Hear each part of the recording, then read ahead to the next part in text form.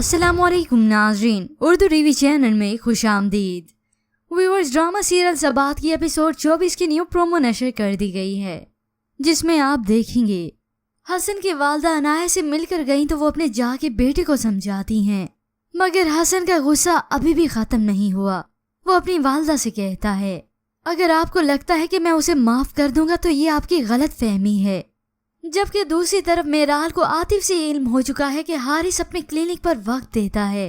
ये सुनते ही वो हारिस को रंगे हाथों पकड़ने का प्लान करती है, क्योंकि हारिस भी उससे मुसलसल झूठ बोलता रहा कि वो सेशंस अटेंड नहीं करता। तभी वो अबाया पहनकर हारिस के क्लिनिक में आती है, और फिर जब वो अपने रुख से नकाब हटाती है तो हारिस उसे देखते ही हक्का बक्का रह गया, और तभी इन दोनों के बीच में तकरार होती है। हारिस उसे रोकने की कोशिश भी करता है, मगर मेराल उसे धक्का देते हुए वहां से चली जाती है। मेराल अब हारिस पर शदीद गुस्सा है, तो उधर अनाया हसन के इस बहतान की वजह से बहुत दुखी है। मैं ये चाहती हूँ हसन को मेरे बच्चे के बारे में कभी इल्म ना हो।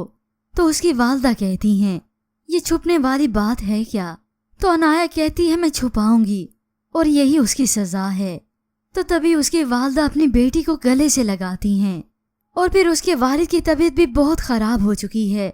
वो अपनी बीवी से कहते हैं, बहुत यकीन है हमें तुम्हारी वफा पे बुशरा, हम बेवफाई करने पर तुमसे ना हो सकेगी। ये सुनकर अनाया की आंखें भीग गईं। वो अंदर आकर घुट घुट कर रोती है। अब अनाया के वालिद अच्छे से जानते हैं कि उनका वक्त बहुत करीब आ चुका है, और यूं ही उनकी अचानक तबीयत इतनी ख़राब हो गई कि उन्हें इमरजेंसी की सूरत में अस्पताल लेकर आना पड़ता है। और अब हसन अपने वालिद के ऑफिस को फिर से ज्वाइन कर लेता है।